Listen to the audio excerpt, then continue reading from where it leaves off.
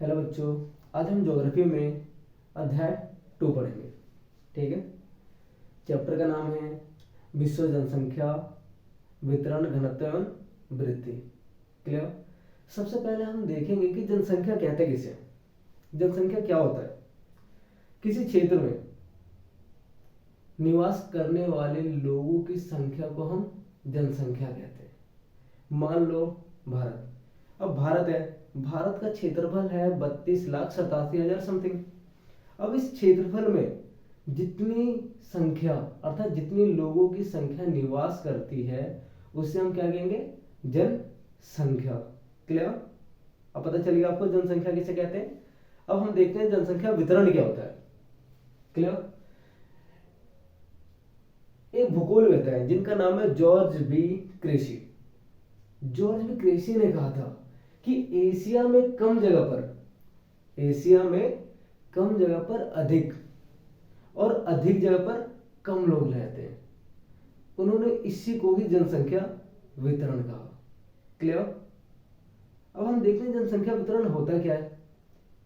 जनसंख्या वितरण का अर्थ है कि धरती पे अर्थात संसार में अलग अलग क्षेत्रों में जनसंख्या का असमान निवास होना, उसको हम कहते हैं जनसंख्या वितरण। उदाहरण के लिए अमेरिका की जनसंख्या लगभग 33 करोड़ तथा भारत का जनसंख्या लगभग 135 करोड़। क्लियर। उम्मीद है आप लोगों को समझ में आ रहा होगा। अब हम देखते हैं कि मान लो मोटे तौर पे अगर हम धरती को 100 भागों में बांट दें, अगर हम धरती को 100 भागों में बांट दें तो 10% भाग पे, इस 10% भाग पर 90% जनसंख्या निवास करती है। कितनी? 90% जनसंख्या निवास करती है। क्लियर। और बाकी के 90% भाग पे केवल 10% जनसंख्या निवास करती है। कितनी? 10% जनसंख्या निवास करती है।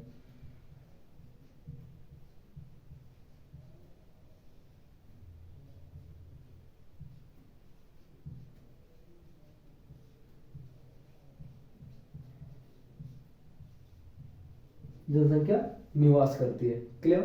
तो आप खुद ही देख सकते हो कि जनसंख्या वितरण कितना समान होता है कि सोचो इतने बड़े क्षेत्र में, क्लियर, इतने बड़े क्षेत्र अर्थात 90% भूभाग पर केवल 10% जनसंख्या निवास कर रही है और केवल 10% भूभाग पर 90% जनसंख्या निवास कर रही है। कितना अंतर है? इसी अंतर को हम कहते हैं जनसंख्या वितरण। क्लियर। जैसा उदाहरण के लिए आपको समझाया था, अमेरिका का जनसंख्या लगभग 33 करोड़ है और भारत का जनसंख्या लगभग 135 करोड़ है। तो इस जनसंख्या का असमान होना, इसी को हम कहते हैं जनसंख्या वितरण। क्लियर है। अब हम देखते हैं दुनिया के 10 सर्वाधिक आबादी वाले देश। इन 10 सर्वाधिक आबादी वाले देशों में लगभग 60% जनसंख्या निवास करती है। ये देश कौन कौन से हैं? सबसे पहला है चीन, जिसमें 142 करोड़ जनसंख्या निवास करती है। दूसरे पर है भारत। भारत में लगभग 135 करोड़ जनसंख्या निवास करती है। तीसरे पर आता है आपका संयुक्त राज्य अमेरिका, जिसमें लगभग 33 करोड़ जनसंख्या निवास करती है। चौथे में आता है आपका इंडोनेशिया, जिसमें लगभग 22 करोड़ जनसंख्या निवास करती है। पांचवें पर आता है आपका पाकिस्तान, जिसमें 21 करोड़ जनसंख्या निवास करती है। छठे पर आता है ब्राजील, इसमें भी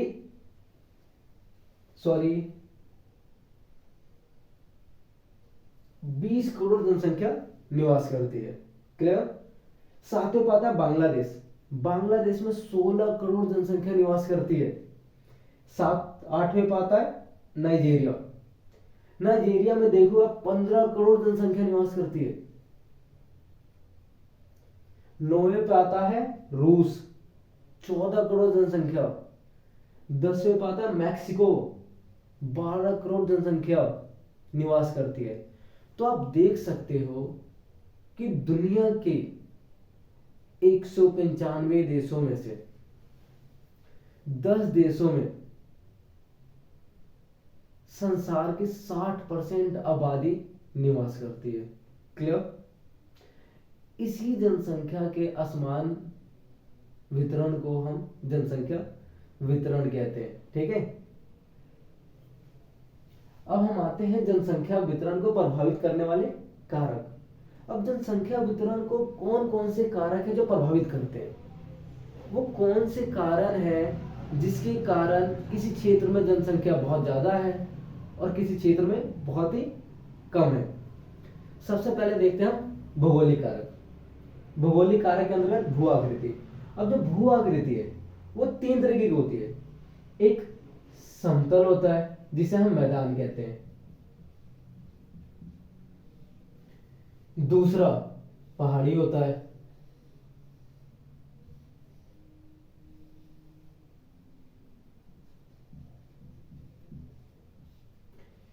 तीसरा होता है पठारी।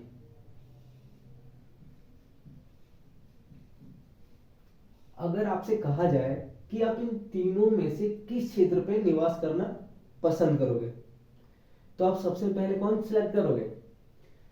मैदानी क्षेत्र। कारण क्या है? क्योंकि इस क्षेत्र में आप आराम से घर बना सकते हो, सड़क बना सकते हो, खेती कर सकते हो, कंपनियां स्थापित कर सकते हो और भी कई सारी चीजें कर सकते हो। और इन चीजों अर्थात इस क्षेत्र में किसी भी चीज का निर्माण करना बड़ा ही आसान है। दूसरे पर आता है पहाड़। अब ये जो पहाड़ी क्षेत्र है ऊबड़ खाबड़ होते हैं, काफी नुकीले होते हैं। ये जो क्षेत्र है इनमें निर्माण विद्या अर्थात निर्माण गतिविधियां करना बहुत मुश्किल है। यहाँ पे घर बनाना मुश्किल है, कंपनी बनाना मुश्किल है, रोड बनाना मुश्किल है, खेती करना मुश्किल है, जिसके कारण जनसंख्या यहाँ पे निवास नहीं करती है, या करती भी है तो बहुत कम जनसंख्या निवास करती है। क्लियर? ये जनसंख्या कहाँ मापी जाती है? मैदानी क्षेत्रों में। तीसरा आता है पठारी क्षेत्र। अब जो पठारी क्षेत्र होता है ये भी ऊबड़ खाबड़ होता है और ऊंचाई पर स्थित होता है, जिसके कारण जनसंख्या यहाँ पे बहुत कम निवास करती है, क्योंकि यहाँ भी निर्माण गतिविधियां करना बहुत ही मुश्किल है। क्लियर? इसलिए इन दोनों की अपेक्षा मैदानी क्षेत्रों में जनसंख्या अधिक निवास करती है। क्लियर है? दूसरे पर आते हैं हम जल की उपलब्धता पे। अगर हम अपना इतिहास उठा के देखें या पूरे संसार का इतिहास उठा के देखें तो जितनी भी मानव बस्तियां निर्मित हुई है वो सभी मानव बस्तियां किसी ना किसी नदी घाटी के किनारे निर्मित हुई है। जैसे सिंधु सभ्यता सिंधु नदी के किनारे, इसके बाद मेसोपोटामिया की सभ्यता दजला और फरात नदी के किनारे, जेरूसलम की सभ्यता, ठीक है, ये सारी किसी न किसी नदी के किनारे स्थापित हुई है, क्योंकि इंसान के लिए जल बहुत जरूरत है। बिना जल के ना ही हम जीवन यापन कर सकते हैं, ना ही हम कृषि कर सकते हैं, ना ही हम उद्योग स्थापित कर सकते हैं और ना ही अन्य कार्य कर सकते हैं। इसीलिए लोग उन क्षेत्रों में निवास करना पसंद करते हैं जिन क्षेत्रों में जल की उपलब्धता ज्यादा होता है, अर्थात आसानी से जहां पे जल मिल जाता है। ठीक है, इसलिए आप देखोगे भारत में गंगा नदी के किनारे, सिंधु नदी के किनारे, यमुना नदी के किनारे, ब्रह्मपुत्र नदी के किनारे जनसंख्या अधिक निवास करती है बाकी क्षेत्रों की अपेक्षा। क्लियर है? इसके बाद आता है जलवायु। अगर आपके सामने 2 तरीके की जलवायु रख देते हैं, सॉरी 3 तरीके की। सबसे पहला रेगिस्तानी क्षेत्र।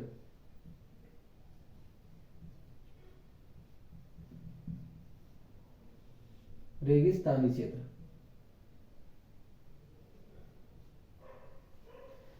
दूसरे पर हम रख देते हैं पर्वतीय क्षेत्र।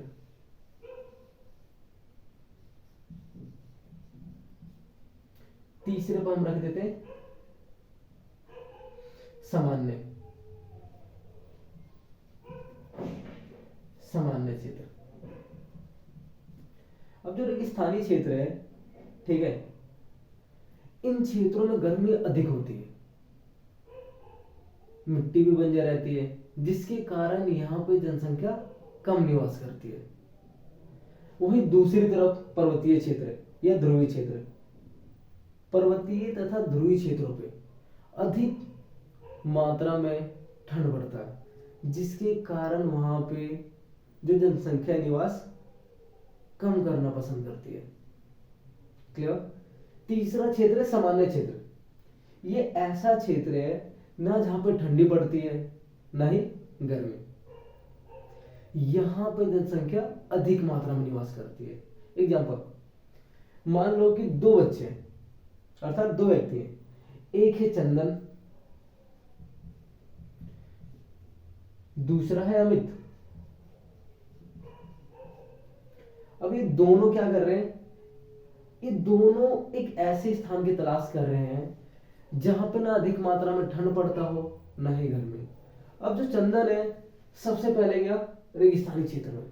अब चंदन कुछ दिन यहाँ पे जैसे तैसे गुजारा करता है, पर ना ही चंदन को इस इलाके में पानी मिलता है ना ही कृषि करने के संसाधन मिलते हैं, तो चंदन यहाँ पे ज्यादा दिन तक गुजारा नहीं कर पाता है। चंदन क्या करेगा, एक ऐसे क्षेत्र की तलाश करेगा जो अधिक गर्म ना हो।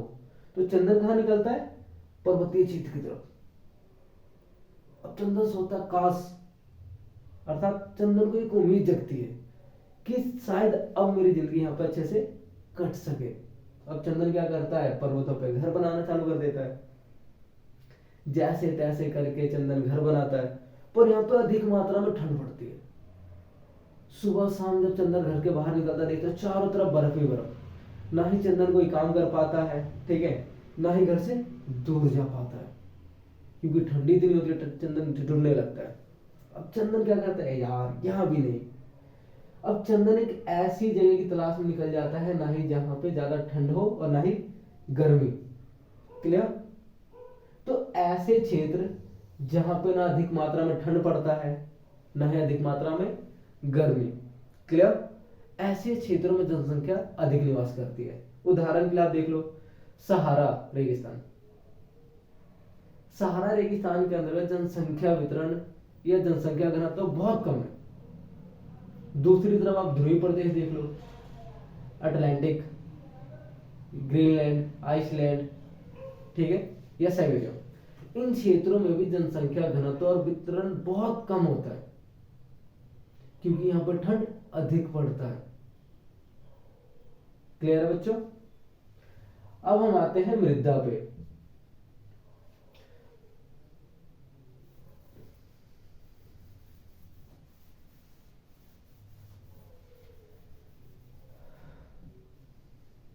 अब आते हैं हम मृदा पे।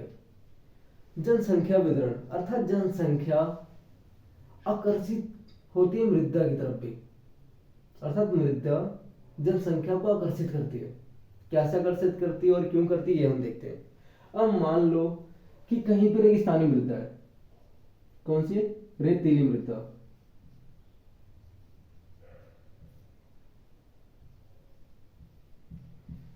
रेतीली मृदा।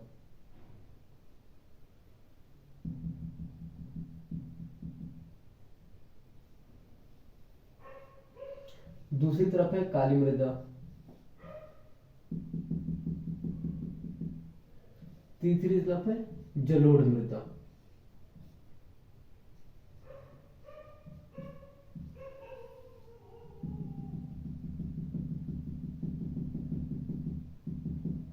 अब जो रेतीली मृदा है, यहां पे कृषि करना बहुत मुश्किल होता है, क्योंकि आपने रहने को घर ढूंढ लिया, पीने के लिए पानी की व्यवस्था कर ली, अब खाने के लिए आपको क्या चाहिए, फसल। क्लियर। अब फसल आएगा कहां से, कृषि करने से।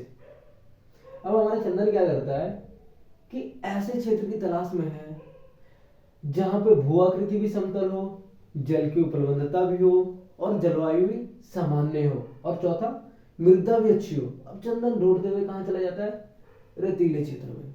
अब चंदन यहाँ पे खेती करने की कोशिश करता है, पर चंदन जैसे ही यहाँ पे पानी डालता है, मिट्टी क्या कर लेती है? पानी को सोख लेती है। अब चंदन बेचारा परेशान है हमारा, यहाँ पे खेती क्यों नहीं हो रहा, हमारा पानी कहाँ गया? चंदन बिल्कुल परेशान। अब चंदन इस क्षेत्र से निकल के चला जाता है दूसरे क्षेत्र में, काली मृदा वाले क्षेत्रों में। ठीक है, काली मृदा वाले क्षेत्रों में। इस क्षेत्र में कृषि हम कर सकते हैं, पर इस क्षेत्र में कृषि करने में थोड़ी सी दिक्कत आती है, क्योंकि जो काली मृदा के जो कण होते हैं ना, बहुत बारीक होते हैं, बहुत बारीक, जिसके कारण क्या होता है? मिट्टी चिपचिपी हो जाती है और इसमें उपजाऊपन कम हो जाता है। ठीक है, तो चंदन यहां से क्या करेगा? तीसरी जगह जाएगा, जलोढ़ मृदा वाले क्षेत्रों में। अब इन दोनों की अपेक्षा जलोढ़ मृदा में कृषि करना बहुत आसान होता है, क्योंकि ये क्षेत्र उपजाऊ मृदा वाला होता है। यहाँ पे फसल का उत्पादन काफी तेजी से होता है और काफी पौष्टिक वाला होता है। इस क्षेत्र में कीटनाशक का इस्तेमाल तो होता है, पर औरक खाद, बीज वगैरह इन सब का इस्तेमाल में कमी आती है। अब चंदन ने क्या किया कि अब तो मैं यही घर बनाऊंगा। चंदन क्या करता है? भूआकृति, जलकुलबंधता, जलवायु और मृदा में जलोढ़ मृदा वाली जगह को सिलेक्ट करता है और यहाँ पर अपना घर बनाता है और पूरे परिवार को यही लाता है। अब चंदन को देखते हुए कि चंदन तो बड़े अच्छे से जिंदगी जी रहा है, अब आसपास के जो लोग पहाड़ी क्षेत्रों में या ठंडे क्षेत्रों या रेगिस्तानी क्षेत्रों में रहते थे, वो वहां से खिंचे हुए आ जाते हैं, क्योंकि उनको ये जगह है वो कंफर्ट फील होता है। क्लियर? इसके बाद देखते हैं आर्थिक कारक। आर्थिक कारक भी जनसंख्या वितरण को प्रभावित करता है। कैसे करता है हम देखते हैं। सबसे पहले खनिज वाले क्षेत्र, जैसे साउथ अफ्रीका, भारत हो गया, चीन हो गया, इन क्षेत्रों में खनिज मात्रा अधिक है। ठीक है, खनिजों की मात्रा अधिक है। अब ये क्षेत्र क्या करते हैं? जनसंख्या को आकर्षित करते हैं, अपनी तरफ खींचते हैं। एग्जाम्पल के लिए जैसे भारत है, चीन है, साउथ अफ्रीका है, इन क्षेत्रों में लोहा, सोना, चांदी, तांबा, इन सबके काफी खदान है, जिसके कारण यहाँ पर बहुत सारी जनसंख्या निवास करती है। रीजन क्या है? रोजगार। ठीक है, इसके बाद नगरीकरण। नगरीकरण भी जनसंख्या को आकर्षित करती है। ये भी जनसंख्या वितरण को प्रभावित करने में बहुत ही महत्वपूर्ण किरदार निभाती है। कैसे? अब हम देखते हैं। अब मान लो नगरीकरण, अब नगरों में क्या है? अच्छी शिक्षा व्यवस्था हो जाती है, अच्छी शिक्षा, स्वास्थ्य,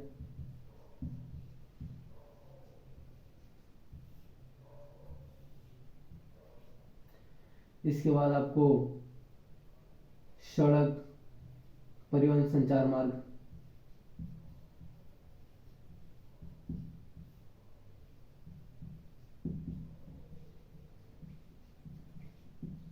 परिवहन, संचार,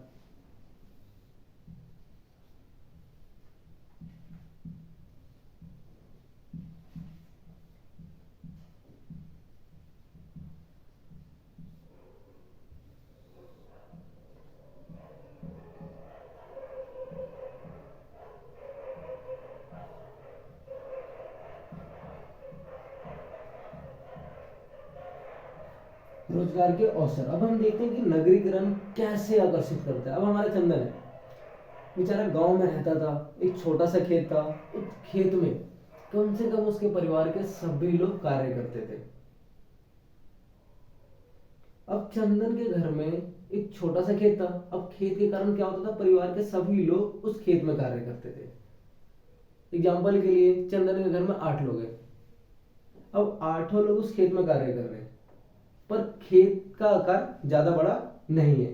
एग्जाम्पल के लिए मान लो कि इतना बड़ा खेत है चंदन के पास, अब इसी खेत में 8 जने काम कर रहे हैं, उत्पादन तो उतना ही होगा, चाहे 2 जने मिलकर करे चाहे 1 जने करे। या 8 जने करें। अब इससे क्या होता था, चंदन के घर में आमदनी कम होती थी। अब चंदन सोच रहा था क्या करे, कहाँ जाए जहां पे रोजगार मिल जाए। ठीक है, अब चंदन क्या करता है, गांव से शहर की तरफ निकलता है। किसके लिए? रोजगार के लिए। क्लियर। अब चंदन के यहाँ पे रोजगार मिल जाता है। अब चंदन अपने घर पे फोन करता है, हेलो मम्मी, मेरा नौकरी लग गया, अब 10,000 रुपये सैलरी दे रहे हैं। चंदन के घर वाले खुश। अब चंदन 1 महीना, 2 महीना, 3 महीना, 4 महीना, धीरे धीरे हर महीने कमा रहा है। वो कमा कमा के क्या कर रहा है, 20% अपने पे खर्च कर रहा है या 30%, और बाकी पैसे घर पे भेज रहा है। अब इससे चंदन की आर्थिक स्थिति धीरे धीरे सही हो रही है। अब चंदन के गांव से कई लोग देखेंगे कि यार ये तो पहले इतना गरीब था, अब इसका घर मकान अच्छा बन गया, अच्छे से खा पी रहे। तो लोग भी चंदन से पूछेंगे कि चंदन बताओ भैया, कैसे ये सब कर रहे हो। चंदन बोलता है, अरे भैया मैं शहर में काम करता हूँ और वहां पर मुझे इतना सैलरी मिलता है और इतना खर्च होता है और इतना मैं अपने घर पे भेज देता हूँ। अब वो लोग कहते हैं भैया हमें भी लेके चलो ना। चंदन कहता है ठीक है चलो। अब वो लोग चंदन के साथ साथ आ जाते हैं। कहाँ? दिल्ली। चंदन उन्हें काम पे लगा देता है। अब चंदन कहता है तुम लोग अपना देख लो भैया, मैंने तो काम पे लगा दिया। चंदन साइड हट जाता है। अब चंदन क्या करता है, पैसा कमाते कमाता उब जाता है। अब चंदन घर वाले कहते हैं कि अब क्यों ना लड़के की शादी करा दी जाए। अब चंदन की शादी होती है। अब चंदन की बीवी जिद करती है कि ये जी हमें भी लेके चलिए ना, हमें भी शहर में रहना है। अब चंदन 2 दिन 3 दिन 1 महीने 2 महीने मना करता है। बाद में चंदन क्या करता है, उनको भी अपने साथ ले आता है। चंदन के बच्चे होते हैं, धीरे धीरे चंदन के बच्चे बड़े हो रहे होते हैं।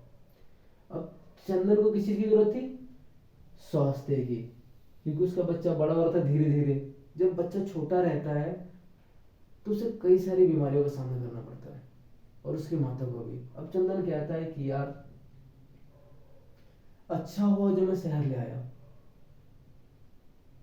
यहाँ पे मेरी बीवी को मेरे बच्चों को अच्छा स्वास्थ्य मिल गया। इसके बाद चंदन का बच्चा 4 साल का हो जाता है। अब चंदन सोचता है यार अब मुझे अपने बच्चों को अच्छी शिक्षा देना है। तो चंदन क्या करता है, शहर के स्कूल में जाता है। ठीक है, यहाँ पर अपने बच्चों को अच्छी शिक्षा देता है। इसके बाद यहाँ पर परिवहन, संचार, बैंकिंग व्यवस्था, कई सारी सुविधाएं होती है। अब इन्हीं सब सुविधाओं का चंदन फायदा उठाता है, और लोगों को जब वो गांव जाता है तो लोगों को बताता है बढ़ा चढ़ा के। अब चंदन से प्रभावित होकर गांव के लोग भी कहते हैं कि भैया हमें भी लेकर चलो, और कई सारे लोग आ जाते हैं चंदन के साथ शहर में रहने। तो यहाँ पे जनसंख्या को क्या चीज आकर्षित कर रही थी, नगरीकरण और नगरीकरण की सुविधाएं। क्लियर। इसके बाद देखते हैं औद्योगिकरण। औद्योगिकरण भी जनसंख्या को आकर्षित करती है, क्योंकि औद्योगिकरण के अंतर्गत रोजगार मिलता है लोगों को। सुना है ना, बाप बढ़ाना भैया सबसे बड़ा रुपया। अगर लोगों के पास पैसा नहीं रहेगा, ठीक है, तो खाएंगे क्या, दिखावा कैसे करेंगे, क्योंकि अपना भारत में तो सबसे ज्यादा दिखावा ही होता है। किसी बंदे का लॉटरी लग निकल जाए 2 लाख रुपए का, सबसे पहले वो घर या कमाने के बारे में नहीं सोचेगा, सबसे पहले वो दिखाएगा अपने पैसे को। गाड़ी खरीदेगा, कपड़े खरीदेगा, लोगों में पार्टियां करेगा, शो ऑफ के लिए। तो इसलिए पैसा बहुत जरूरी है। अब वो आपके ऊपर है, आप इस्तेमाल कैसे कर रहे हो। तो औद्योगिकरण भी जनसंख्या को आकर्षित करती है, क्योंकि औद्योगिकरण हमें क्या देता है, रोजगार। व्यक्ति दो क्षेत्र है, मान लो एक ऐसा क्षेत्र, ठीक है, देहाती इलाका अर्थात गांव, और ये औद्योगिक क्षेत्र।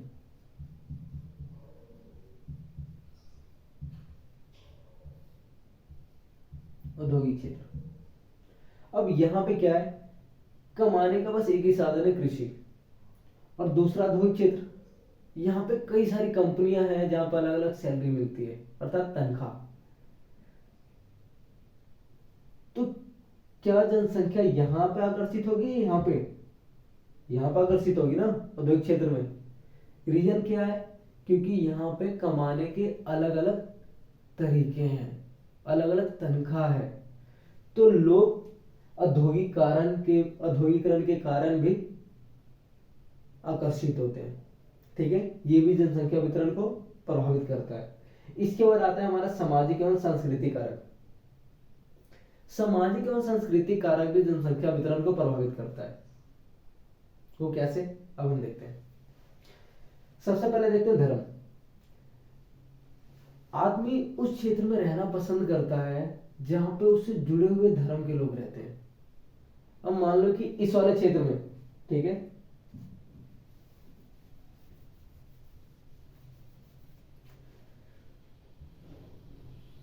मान लो हम दो क्षेत्र लेते हैं, एक का नाम रख देते हैं हम भागलपुर, दूसरा रख देते हैं हम प्रयागराज,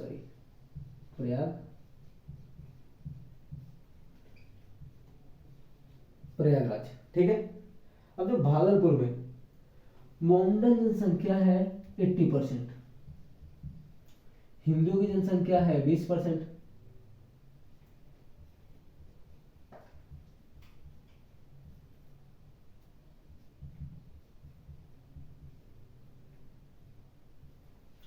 प्रयागराज में 90% हिंदू रहते हैं।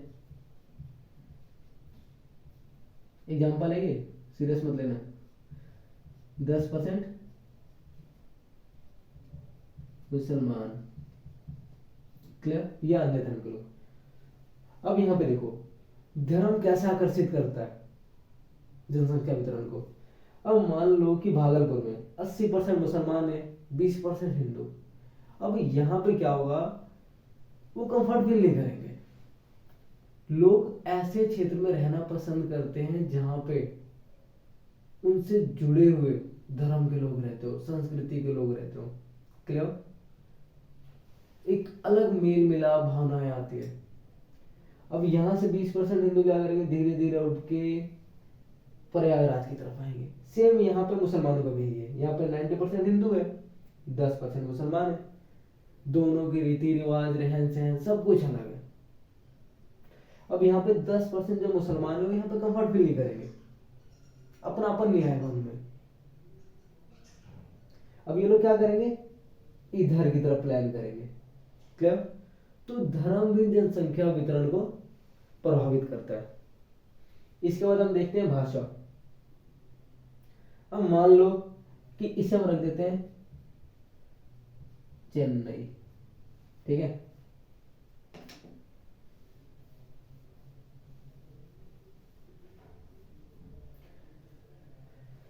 इसे हम रख देते हैं दिल्ली। अब एक बंदा है, ठीक है, अमेरिका से आ रहा है, वो भारत में आ रहा है रहने के लिए। और वो ऐसी जगह की तलाश करेगा जहां पे उससे जुड़ी हुई भाषा का इस्तेमाल होता हो।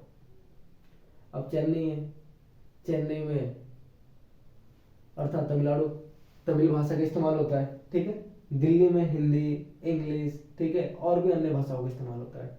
तो बंदा किधर आकर्षित होगा, दिल्ली की तरफ। रीजन क्या है, क्योंकि यहाँ पे इंग्लिश बहुत कम है और इधर इंग्लिश ज्यादा है। तो भाषा भी जनसंख्या वितरण को प्रभावित करती है। क्लियर। तीसरा है राजनीतिक अशांति। मान लो ऐसा क्षेत्र जहां पर रोज दंगे फसाद लड़ाई झगड़े होते हो, जहां पर सुधार की कमी हो, क्या आप ऐसे क्षेत्र में रहना पसंद करोगे? नहीं करोगे। आप ऐसे क्षेत्र में रहना पसंद करोगे जहां पे शांति हो, सारी सुविधाएं हो, ना दंगे फसाद हो, ना ही लड़ाई झगड़े हो। क्योंकि ऐसे माहौल में आपका जो माइंड है वो डेवलप होता है और आप सुख शांति से अपना जीवन व्यतीत करते हो। तो राजनीतिक अशांति भी जनसंख्या वितरण को प्रभावित करता है। लोग ऐसे क्षेत्रों की तरफ आकर्षित होते हैं जिन क्षेत्रों में राजनीतिक अशांति नहीं होता है, ठीक है, जहां पे शांति होता है। इसके साथ ये चैप्टर का ये वाला भाग खत्म होता है। इसके आगे का हम दूसरे भाग में पढ़ेंगे, ठीक है।